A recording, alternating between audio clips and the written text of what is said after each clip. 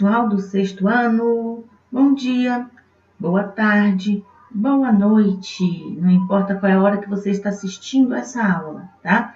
Nós vamos falar hoje sobre as formas e os agentes internos do relevo. Vamos começar? Pessoal, lá na página 138 do livro de vocês, o assunto começa falando sobre o relevo. O que é o relevo? Vamos a alguns conceitos. O relevo pode ser definido como a forma, tá, da superfície terrestre, da superfície do planeta, né? Esse relevo ele se origina a partir da transformação e a interferência de dois tipos de agentes. Os agentes internos, chamados de endógenos, e os agentes externos, chamados de exógenos. Então, nessa imagem, vocês podem perceber que todas as ações, todos os eventos que acontecem fora da superfície terrestre, né, são chamados de agentes externos ou exógenos. Então, todas as ações relacionadas à luz, ao calor, relacionada ao vento, à chuva, são agentes externos, tá? São agentes que vão modelar o relevo, que vai desgastar e dar formas ou novas formas a esse relevo. Da mesma forma, né, toda a força que o relevo é submetido, que vem de dentro da Terra, é chamado de agentes internos ou endógenos.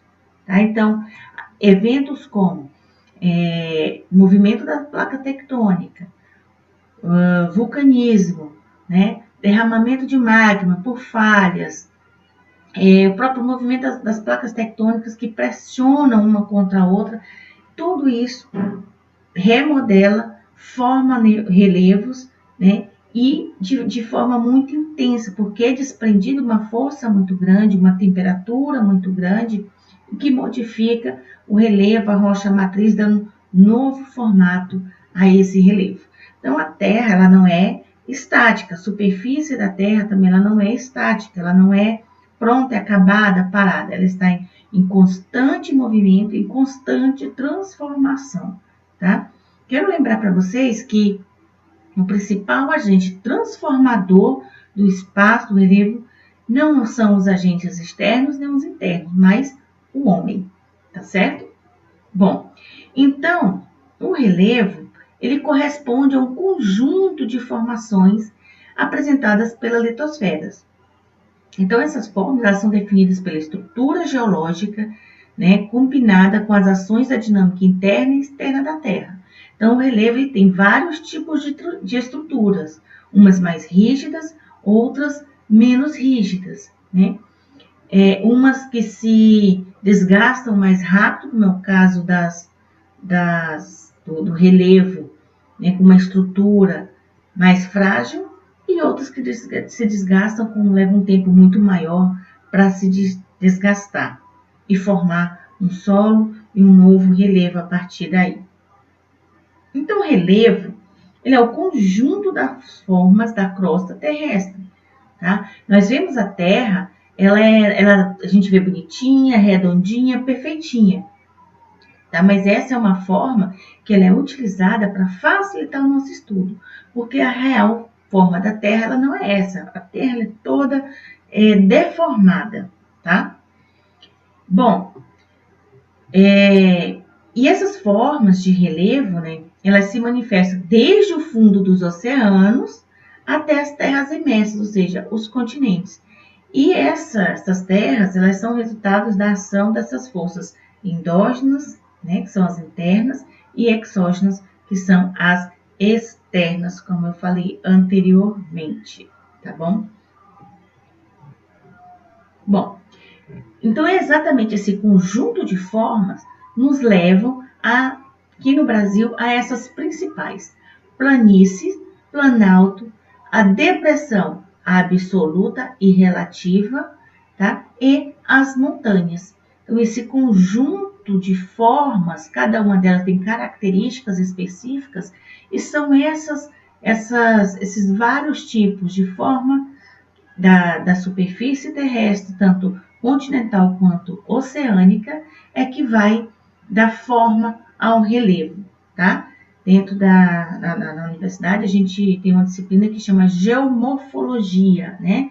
O estudo das formas da Terra. Então, nós vamos falar sobre as montanhas. Então, essas áreas mais altas, né, são aquelas regiões em que os processos internos superam os externos. O que significa isso, né? O soerguimento é muito mais forte do que a erosão. Então, é comum considerar as montanhas aquelas áreas que, mesmo antigas, apresentam altitude superior a 300 metros. Então, as montanhas elas surgem a partir do movimento das placas tectônicas, onde elas têm um movimento convergente, onde elas se chocam, e a placa mais rígida, acaba erguendo, né, soerguendo a placa menos rígida. E aí nós temos aí o levantamento dessa superfície, transformando em montanhas, tá? Os planaltos já são superfícies elevadas, com ondulações suaves e são delimitadas por escarpas que constituem declives nos quais os processos de destruição elas superam os de construção. Ou seja, o desgaste desse relevo ele é muito maior do que os agentes externos têm uma ação muito maior sobre eles do que os agentes internos, né? Então, por isso ela tem um topo mais arredondado, tem escarpas, porque ela está submetida a um processo erosivo muito mais rápido, né, que é o de destruição, do que o de construção pelos agentes internos. Entre os fatores externos, né, que predominam nos os agentes de desgaste e não os de sedimentação, então os planaltos são típicos de estrutura sedimentar, mas podem ser formados também por soerguimento de blocos magmáticos, tá?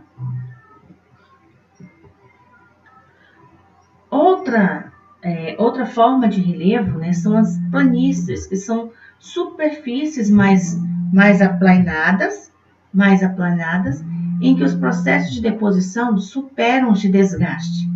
Tá? Então, são as áreas que estão mais próximas ao litoral. E nós temos também as depressões. E as depressões elas se classificam em absoluta e relativa, dependendo do nível do mar. Então, quando a depressão ela está abaixo da linha do nível do mar, ela é chamada de depressão absoluta. Quando essa depressão ela está acima do nível do mar, ela é chamada de depressão relativa. E qual é a diferença? Como que a gente vai diferenciar, né, essa depressão? A altitude da superfície ela é mais baixa do que as formas de relevo que a circundam. Então, aqui na imagem nós podemos ver que as montanhas ela tem uma altitude maior do que o planalto, né?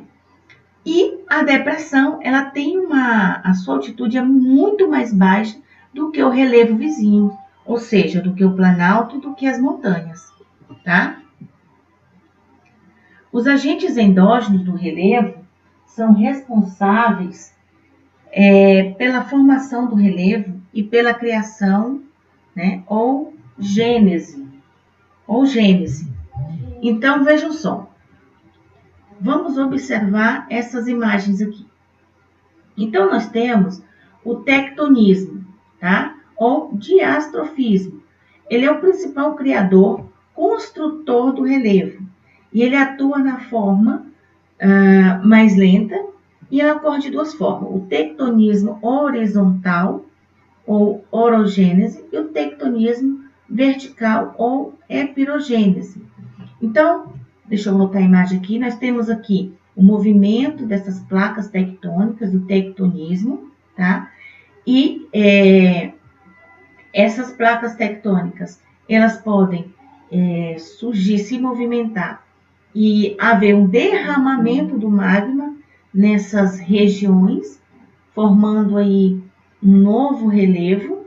assim como o movimento também dessas placas tectônicas, né, lateralmente, elas podem causar fragmentos, rachaduras na rocha, que nós chamamos de diáclase, e haver derramamento de magma aí nessa rocha também, e transformar um novo relevo. Tá? E nós também temos os abalos sísmicos, né? As próprias os tsunamis, quando acontece com uma intensidade muito grande, né, ela realmente modifica todo o relevo. Então, essa estrutura das placas tectônicas de movimento, que causam tanto, né, os abalos sísmicos, como também vulcanismo, elas podem despertar essa ação do vulcanismo, né, transformam um relevo.